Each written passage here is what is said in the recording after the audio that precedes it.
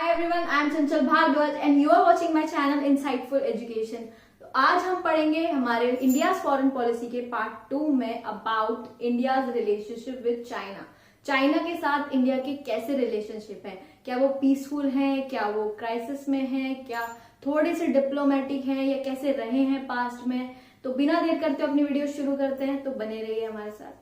तो चाइना और इंडिया के रिलेशंस बहुत ही फ्रेंडली नोट पे शुरू हुए थे। 1949 में जब चाइनीज रेवोल्यूशन हुआ, चाइना में क्रांति आई, माओ जेडुंग की लीडरशिप के अंदर, माओ जेडुंग वहां के चेयरमैन माओ भी उनको बोला जाता है, आपने नाम सुना भी होगा, उनके अंदर उनके लीडरशिप के अंदर यहाँ पर चाइनीज रेवोल्यूशन हुआ था 1949 में, जिसके बाद पीपल रिपब्लिक ऑफ चाइना का स्टैब्लिशमेंट हुआ था। ठीक है, कम्युनिस्ट गवर्नमेंट एक तरह से कह लीजिए कि 1949 के बाद से चाइना में स्टैब्लिश हुई थी। माओ जेडुंग ने उसकी स्थापना की थी। ठीक है, तो इंडिया ने सबसे पहले इसका सपोर्ट किया था, one of the supporters of to recognize the communist government. तो इंडिया ने सबसे पहले जो कम्युनिस्ट गवर्नमेंट, जो चाइना उसके बाद से सबसे बड़ा सोशलिस्ट स्टेट बन गया था, तो इसका समर्थन किया था, क्योंकि इंडिया यूएसएसआर के भी सपोर्ट में था। इंडिया ने एक मिक्स्ड इकोनॉमी, आपको पता भी होगा कि यूएसएसआर के सोशलिस्ट जो बैकग्राउंड से इन्फ्लुएंस होके अडॉप्ट की थी। ठीक है, तो इसीलिए इंडिया ने पहली वन ऑफ द कंट्रीज थी जिसने की सपोर्ट किया था इन चाइनीज रेवोल्यूशन को और कम्युनिस्ट गवर्नमेंट को वहां की सपोर्ट किया था। ठीक है, अब दूसरा क्या पॉइंट था कि इंडिया और चाइना के रिलेशनशिप पहले अच्छे थे शुरुआती तौर पे। तो दूसरा था पंचशील अग्रीमेंट, जो कि 1954 में साइन हुआ, 29 अप्रैल 1954 में। इसके अंदर इंडिया और चाइना के जो प्राइम मिनिस्टर्स थे, जाओ एनलाई एंड नेहरू जी, दोनों ने एक म्यूचुअल कॉपरेशन का, टेरिटोरियल इंटीग्रिटी को बचाए रखने का, माने कोई भी बॉर्डर डिस्प्यूट ना हो, अपनी टेरिटरीज के अंदर ही हम अच्छे से अपने अपने देशों को डेवलप करें, अपने अपने देशों पर ध्यान दें, एक दूसरे के मैटर्स में इंटरफेयर ना करें, ऐसे 5 प्रिंसिपल्स पर अग्री किया था। इसीलिए इसे पंचशील, पंच माने 5 प्रिंसिपल्स ऑफ म्यूचुअल कॉपरेशन या फिर पीसफुल कोएग्जिस्टेंस इसको बोला जाता है, कि एक समझौते के तौर पर ये साइन किया गया था। Indian prime minister Nehru ji और चाइनीज प्रीमियर जाओ एनलाई ने इसको साइन किया था। इसके बाद दोनों एक दूसरे के कंट्रीज में भी गए थे और बहुत ही ज्यादा बड़े लेवल पर, बहुत ही ज्यादा क्राउड इकट्ठा होकर एक दूसरे कंट्री के लिए हिंदी चीनी भाई भाई के नारे भी लगाए गए थे। ये हम पढ़ चुके हैं ऑलरेडी। तो और पढ़ लेते हैं इंडिया का। अब इंडिया में इन्वेशन जब चाइना ने किया 1962 अक्टूबर में, तो वो क्यों हुआ, उसके क्या रीजंस थे, चलिए देख लेते हैं। इंडिया और चाइना के बीच में मेनली 2 डिस्प्यूट्स हैं। जैसे कि पहला है इंडिया और चाइना का डिस्प्यूट ओवर तिब्बत। ठीक है, तिब्बत को लेकर बहुत ज्यादा डिस्प्यूट है इंडिया और चाइना के बीच में, जो शुरुआती तौर पर यही पहला एक रीजन था जहां से इंडिया और चाइना के रिलेशनशिप जो था वो सावर होना शुरू हुआ था। देन बॉर्डर डिस्प्यूट, दूसरा रीजन है हमारा बॉर्डर डिस्प्यूट। बॉर्डर डिस्प्यूट क्यों है कि जब ब्रिटिश यहाँ से चले गए थे, उन्होंने इंडिया और चाइना को जो बॉर्डर लाइन दी थी, चाइना उसको नहीं मानने लगा, उसने नापसंद कर दिया कि नहीं, मैं इनके डिसीजन को फॉलो नहीं करूंगा, मैं अपना बॉर्डर खुद डिसाइड करूंगा। तो इसको लेकर टेरिटोरियल इंटीग्रिटी के ऊपर थोड़ी सी डिस्प्यूट्स हैं। ठीक है, चलिए देख लेते हैं बहुत क्विकली। सबसे पहले चाइना का इन्वेजन 1962 में, उसके 2 रीजन, बड़े रीजन ये थे कि डिस्प्यूट ओवर तिब्बत को लेकर बहुत डिस्प्यूट था इंडिया और चाइना के अंदर। ठीक है, चाइना ने तिब्बत को सीज कर लिया था 1950 में, तिब्बत को एनेक्स कर लिया था, उस पर अपना कब्जा कर लिया था 1950 में।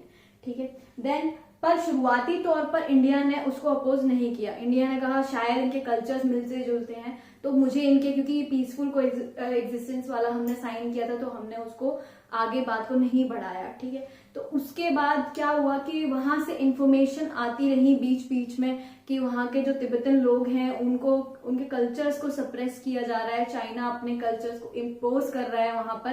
तो तब इंडिया ने उस पर अपनी आवाज उठानी शुरू की, तब इंडिया थोड़ा अनईजी हो गया। देन दूसरा था इसके चलते, इस कल्चर के सप्रेशन के चलते 1959 में वहां के जो रिलीजियस स्पिरिचुअल लीडर हैं दलाई लामा, उन्होंने इंडिया में पॉलिटिकल असाइलम मांगा, मतलब इंडिया में रहने की इजाजत मांगी इंडियन गवर्नमेंट से, और इंडियन गवर्नमेंट ने वो इजाजत दे दी, जिसके ऊपर चाइना बहुत ही नाराज हो गया कि इंडिया, फिर चाइना ने ये ब्लेम किया, एक्विजिशन लगाया इंडिया पर कि इंडिया अपने क्षेत्र के अंदर, अपने एरिया के अंदर एंटी चाइनीज एक्टिविटीज को बढ़ा रहा है, माने चाइना के खिलाफ अपनी गतिविधियों को बढ़ा रहा है।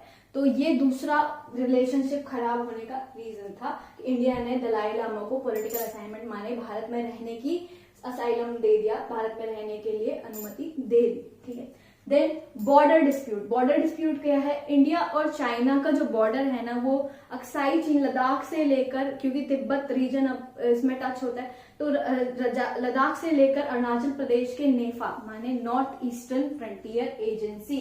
ठीक है, यहां मैं लिख भी देती हूँ।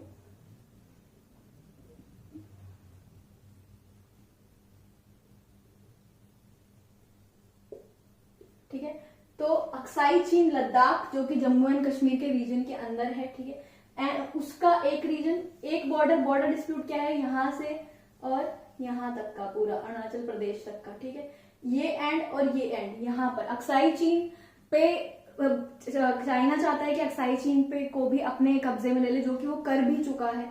ठीक है, देन वो अब अरुणाचल प्रदेश के नॉर्थ ईस्ट फ्रंटियर एजेंसी को भी अपना बनाना चाहता था, उस पर अपना कब्जा जताना चाहता था।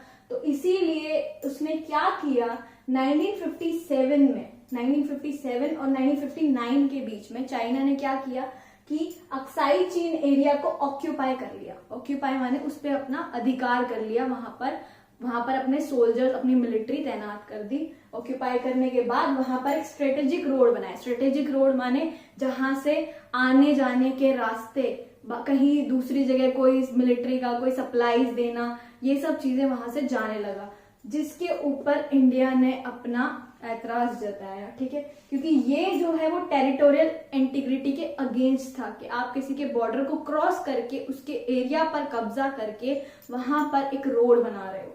ठीक है, तो इसकी वजह से इंडिया ने जो पीसफुल कोएग्जिस्टेंस वाला 54 में साइन हुआ था, और ये कब बना लिया इन्होंने, 1957-59 के बीच में।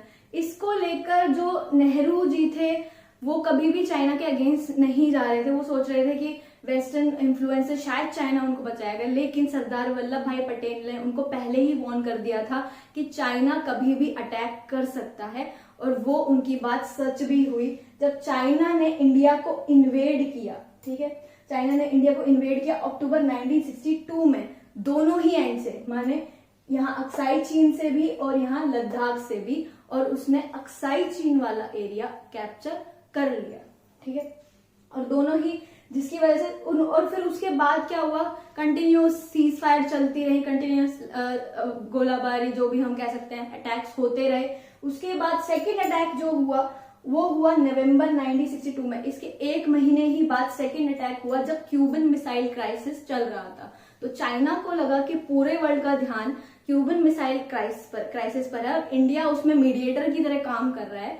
तो अब इंडिया पर किसी का ध्यान नहीं जाएगा, इंडिया अपने बॉर्डर्स को सिक्योर नहीं कर पाएगा। तो चाइना ने कहा, इंडिया जब दोनों एंड से अटैक किया, पर इंडिया वेस्टर्न एंड पे अटैक को रोक पाता, इतने में उसने अरुणाचल प्रदेश पर अटैक कर दिया था, और वो असम के प्लेन्स तक पहुंच गया था। ठीक है, लेकिन कुछ ही टाइम बाद फाइनली जो बातचीत करने के बाद, सब कुछ होने के बाद, उसने एक यूनिलेटरल सीज फायर डिक्लेयर किया कि अब अटैक नहीं होगा, और वापस वो अरुणाचल प्रदेश के बॉर्डर पर अपनी मिलिट्री वापस ले गए। तो ये जो थे इंडिया और चाइना के डिस्प्यूटेड रीजंस हैं, इनको आप देख सकते हो। मैं पहले बता चुकी हूँ, दो रीजन मेन है डिस्प्यूट ओवर तिब्बत। पहला, तिब्बत पे कब्जा करना चाइना का, जो इंडिया को नहीं अच्छा लगा, वहां के तिब्बत के कल्चर को सप्रेस करना। दूसरा, दलाई लामा ने इंडिया में पॉलिटिकल असाइलम लेना, जो उन्होंने शरण ली, राजनीतिक शरण ली इंडिया में, वो चाइना को नहीं अच्छा लगा। ठीक है, तो यहाँ जो थी तिब्बत के ऊपर दोनों के रिलेशनशिप सावर हुए, माने खराब हुए, खट्टे हुए। बॉर्डर डिस्प्यूट अक्साई चीन और अरुणाचल प्रदेश के एरिया को लेकर है, और दोनों ही जगह पर अटैक कर चुका है, अक्साई चीन को ऑक्यूपाई कर चुका है चाइना, और जो नॉर्थ अरुणाचल प्रदेश का एरिया है वहां पर कैप्चर हो सकता था, लेकिन नहीं हुआ 1962 में, और चाइना की जो आर्मी थी वो वापस लौट गई असम तक पहुंचने के बाद, यूनिलेटरल सीज फायर डिक्लेयर करने के बाद। अब इसके क्या कॉन्सिक्वेंसेस हुए भारत के ऊपर, ये देख लेते हैं। चलिए,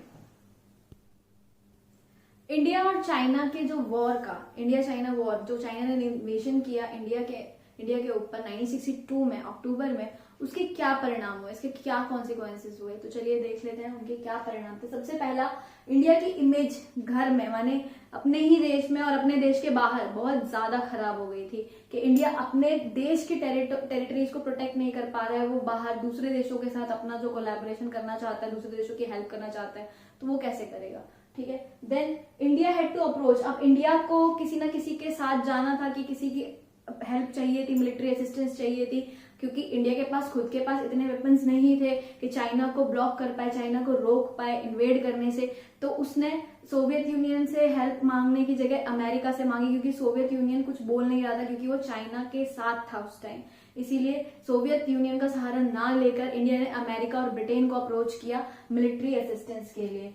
तो और इसकी वजह से क्या हुआ, एक पूरे देश में एक ह्यूमिलिएशन की, नेशनल ह्यूमिलिएशन का एक लहर सी आ गई थी कि इतनी शर्मनाक बात कि इंडिया के ऊपर अटैक होना, वो भी चाइना की तरफ से, जिसको आप दोस्त कह रहे हो वही आप पर अटैक कर रहा है, तो एक शर्म की बात है। और दूसरा, इसी चीज की वजह से इंडिया के लोगों के अंदर एक देशभक्ति, एक नेशनलिज्म की भावना जागी थी, ठीक है। देन आर्मी टॉप ऑफिशियल्स, अब इसके बाद क्या हुआ कि जो आर्मी के टॉप ऑफिशियल्स थे उन्हें रिजाइन करना पड़ा, या तो उन्हें रिजाइन करना पड़ा या फिर उनको रिटायरमेंट लेनी पड़ी, ठीक है, वॉलंटरी रिटायरमेंट लेनी पड़ी। उनको इस जो अटैक का एक जिम्मा लेना था, एक जिम्मेदारी, रिस्पॉन्सिबिलिटी लेकर उन्होंने अपने आप को अपनी पोजीशन से रेजिग्नेशन दिया, ठीक है। अब तब उस टाइम के जो डिफेंस मिनिस्टर थे कृष्ण मेनन, जो हमारे वी.के. कृष्ण मेनन थे, तो उन्होंने रिजाइन किया। क्यों रिजाइन किया, क्योंकि एक तो वो नेहरू के क्लोज लाए थे, और नेहरू को भी बहुत ज्यादा क्रिटिसाइज किया गया था, क्योंकि उनकी इतनी नाइव जो डिसीजन मेकिंग थी कि वो चाइना के अग्रेशन का पता नहीं लगा पाए कि दोस्त के रूप में वो अटैक कर सकता है। तो उसको क्रिटिसाइज किया गया कि एक तरह से वो फॉरेन मिनिस्टर हैं और फॉरेन पॉलिसी को गार्ड नहीं रख पाए, मतलब प्रोटेक्ट नहीं कर पाए अपने देश की टेरिटरीज को, ठीक है, और उनको क्रिटिसाइज किया। दूसरा, डिफेंस मिनिस्टर जो वी.के. कृष्ण मेनन थे, उनको रेजिग्नेशन देना पड़ा, जिम्मेदारी लेते हुए इस अटैक की कि वो फेल हो गए इसको इंडिया को प्रोटेक्ट करने में।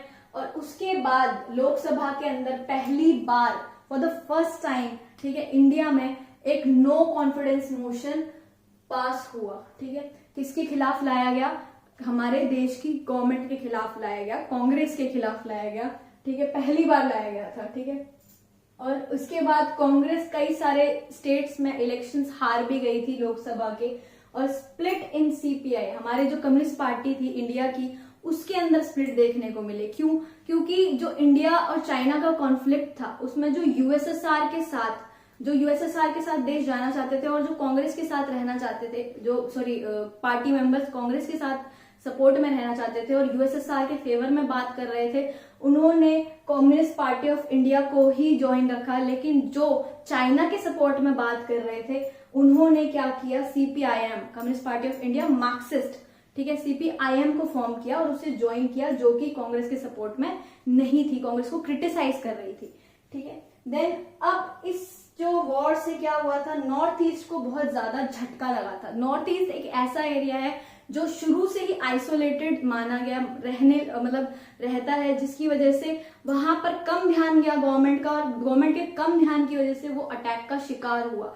जिसकी वजह से एक वहां पर टेरिटोरियल इंटीग्रिटी, नेशनल यूनिटी जो एक बनाए रखने की, जो क्षेत्रीय अखंडता की बात की थी हमने चैप्टर की शुरुआत में, वो कहीं ना कहीं टूटती हुई नजर आ रही थी। और यहाँ पर जो था, इसके बाद से गवर्नमेंट ने ध्यान देना शुरू करा। अब यहाँ पर मांग उठने लग गई थी कि गवर्नमेंट हमें प्रोटेक्ट नहीं कर रही है, हमें अपने लिए खुद प्रोटेक्शन चाहिए, हम अपनी सरकार एक खुद बनाएंगे, हम अपने राइट्स की आवाज उठाएंगे। तो यहाँ पर एक स्टेटहुड की आवाजें उठने लग गई थी, जो कि हम रीजनल एस्पिरेशन वाले चैप्टर में भी पढ़ेंगे।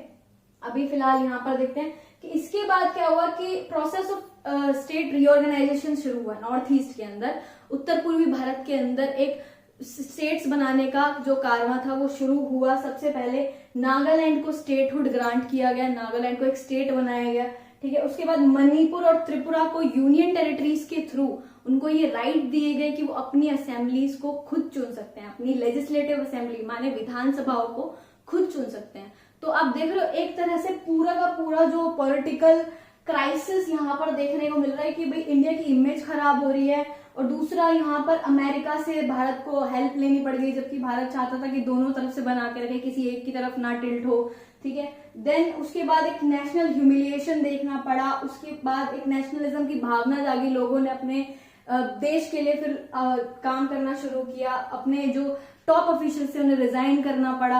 मतलब बहुत ही ज्यादा बड़ा क्राइसिस यहाँ पर देखने को था कि हर चीज पूरी तरह से पॉलिटिकल ऑर्डर जो था पूरी तरह से तहस नहस हो गया था, एक सिर्फ अटैक की वजह से, जो टॉप ऑफिशियल्स हैं उसको नहीं रोक पाए, उसका पता नहीं लगा पाए कि वहां से ऐसी प्लानिंग हो सकती है। Instead of getting the warning from Sardar Vallabh Bhai Patel, वहां से वार्निंग आने के बाद भी, बताए जाने के बाद भी नेहरू जी ने कोई एक्शन नहीं लिया, तो उन्हें लगा कि चाइना क्योंकि कम्युनिस्ट कंट्री है, सोशलिस्ट है, तो वो शायद ही ऐसा कोई अटैक प्लान कर सकता है। तो इसीलिए नेहरू जी को भी क्रिटिसाइज किया गया था for his naive consideration of China, कि इतना भोली भाली समझ कैसे रह सकता है कोई किसी भी फॉरेन पॉलिसी के जो फॉरेन मिनिस्टर हैं वो, ठीक है। उसके बाद लोकसभा में पहली बार नो कॉन्फिडेंस मोशन आया।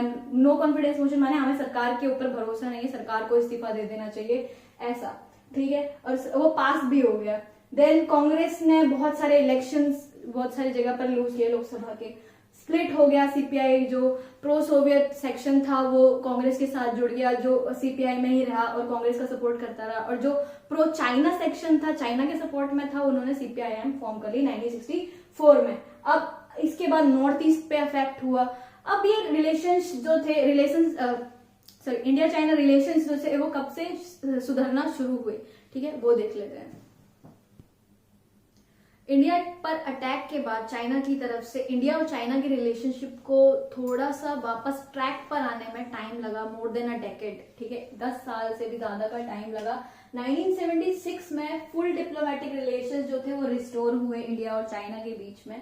अटल बिहारी वाजपेयी जो कि 1979 में एक्सटर्नल अफेयर मिनिस्टर थे, वो पहली बार इतने बड़े क्राइसिस के बाद चाइना गए थे। पहले ऐसे लीडर थे, टॉप लेवल लीडर थे as an external affair minister जो कि चाइना गए थे 1979 में अपने रिलेशंस को थोड़ा सा सुधारने के लिए, ठीक है। देन राजीव गांधी पहले ऐसे प्राइम मिनिस्टर बने नेहरू जी के बाद जो कि चाइना गए और उन्होंने वहां पर जाकर वहां के जो प्राइम मिनिस्टर थे उस टाइम, उनके साथ इंडिया और चाइना के ट्रेड रिलेशंस पर ज्यादा एम्फेसिस देने को कहा, ठीक है। तो ये जो थे उसके बाद से धीरे धीरे नॉर्मल ट्रैक पर आना शुरू किया, लेकिन रिसेंट जो हम ट्रेंड्स देख रहे हैं इंडिया और चाइना के, वो आप सब उससे अच्छी तरह से अवेयर हैं कि कभी डोकलाम पर अटैक, सीज फायर होना, कभी कहीं होना, तो ये सब चीजें अभी तक भी चलती आ रही हैं। अभी तक जो रिलेशंस हैं वो नॉर्मलाइज हम उन्हें नहीं कह सकते। कुछ चीजें चाइना की इंडिया में बैन है, कुछ